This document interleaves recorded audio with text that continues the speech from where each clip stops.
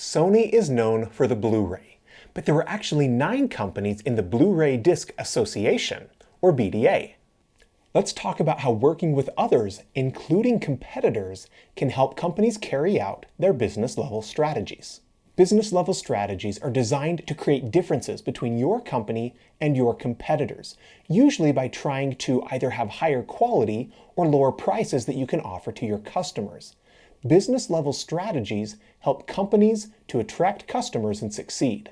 Check out the video in the description for more on business-level strategies. Sometimes working with other companies can help your company succeed in your business-level strategy. Business-level cooperative strategies include complementary strategic alliances, competition response strategic alliances, uncertainty-reducing strategic alliances, and competition-reducing strategic alliances. Through complementary strategic alliances, companies combine their resources and their capabilities either vertically or horizontally to gain competitive advantages and market power. Vertical complementary alliances allow companies to work together at different points along the value chain, such as distributors selling a product or outsourcing customer service. In horizontal complementary alliances, companies combine capabilities at the same point in the value chain, often for product development or other long-term projects. Intel and Micron combined their resources to create IM Flash Technologies,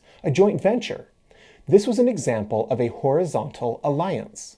Another example of a horizontal complementary alliance is Starbucks, which opens locations within companies like Target or Barnes & Noble. Fast food chains at gas stations do the same thing. Competition response alliances happen when 2 companies work together in response to a strong threat from a competitor. These alliances can be made for the wrong reasons, and therefore they can be very risky, and they can fail and cost companies a lot of money if not done well. General Motors formed an alliance with Fiat because they were worried that Chrysler might work with Fiat first.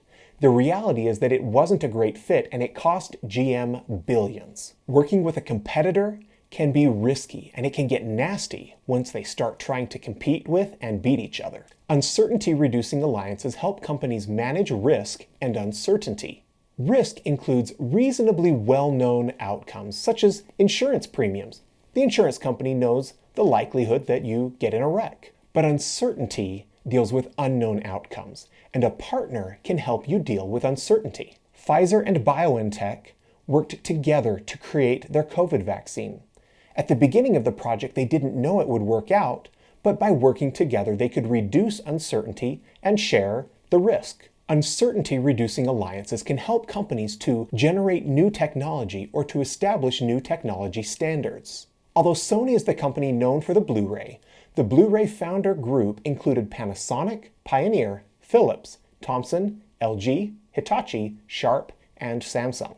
Working together helped these companies beat Toshiba, which was working on HD DVD technology. I guess that also makes the Blu-ray Disc Association a competition response alliance. Competition-reducing alliances help companies overcome potential negative effects related to strong rivalries and hyper-competition. Competition-reducing alliances include explicit and tacit collusion. Explicit collusion is when companies work together and communicate directly to fix prices or to control output within an industry. Explicit collusion is illegal in the United States and most of the world, although we do all have to deal with OPEC, which engages in explicit collusion. Tacit collusion happens differently.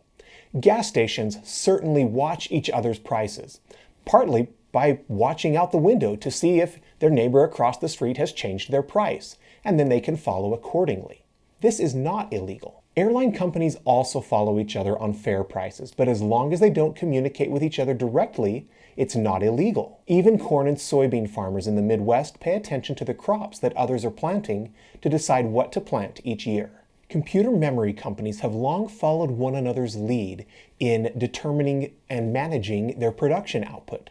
They've largely done this by following or paying attention to each other's public announcements about production capacity, capital expenditures, and how much they intend to produce. And then each company could make their own choices individually. But communication became more direct and led to price fixing around the year 2000. Nearly every major DRAM company in the world was involved, and lawsuits lasted for years. The memory companies faced heavy fines, but Micron received immunity for blowing the whistle on the whole operation. Unfortunately, the industry did not learn its lesson and faced a new round of lawsuits after the price of computer memory nearly tripled between 2016 and 18. The most effective strategic alliances are complementary alliances, especially the vertical ones. These alliances are made in order to combine resources and capabilities to create value for customers. Horizontal strategic alliances tend to be short-lived because they're often made between competitors who